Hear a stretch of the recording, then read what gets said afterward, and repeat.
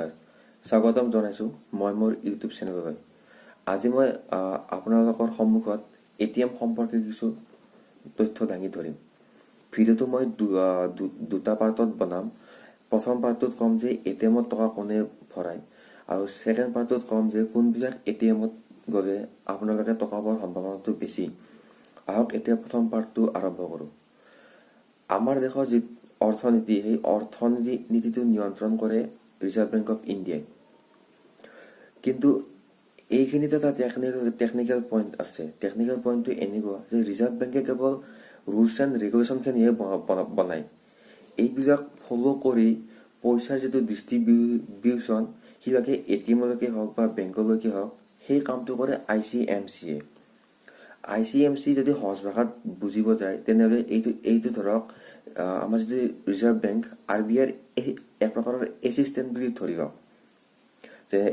যেনেকৈ কিছুমান মানুহৰ কিছুমান পাৰ্চনেল এছিষ্টেণ্ট থাকে ন, ঠিক তেনেকুৱাকৈ ICMC-টো ৰিজাৰ্ভ বেংকৰ এক প্ৰকাৰৰ এছিষ্টেণ্ট। ৰুলছ এণ্ড ৰেগুলেশ্যনবিলাক RBIয়ে বনাব, সেইবিলাক ফ'ল' কৰি ক'ত কিমান টকা পঠাব লাগে সেইটো কাম কৰিব ICMC-এ। ICMC-এ অন্য ভাষাত মানি চেষ্ট বুলি কয়।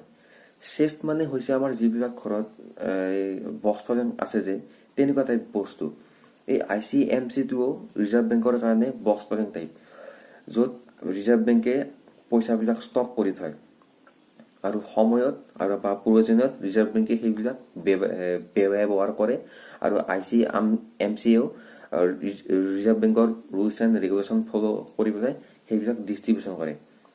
এতিয়া হয় যে এই ICMC-বিলাক কি, মানে কোন এইবিলাক?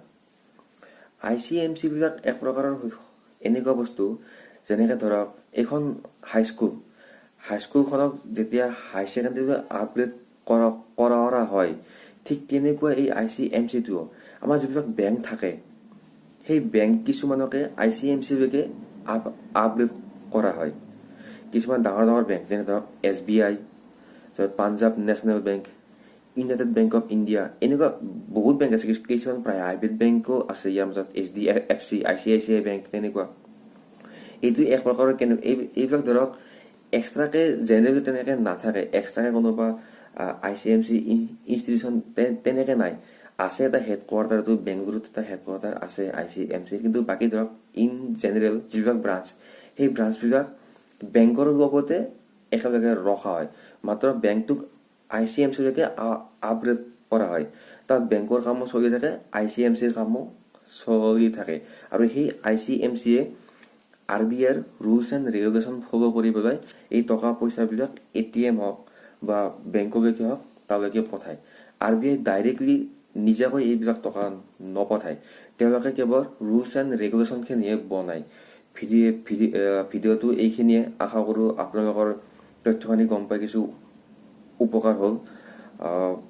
নেক্সট পাৰ্টত মই আপোনালোকক কোনটো ATM-ত গ'লে টকা পোৱাৰ সম্ভাৱনা থাকে সেই সম্পৰ্কে ক'ম। আজিলৈ এইখিনিয়ে। বাকী চেনেলটো ছাবস্ক্ৰাইব কৰি দিব, কথাখিনি শ্বেয়াৰ কৰি দিব, আৰু লগতে লাইক কৰি দিব।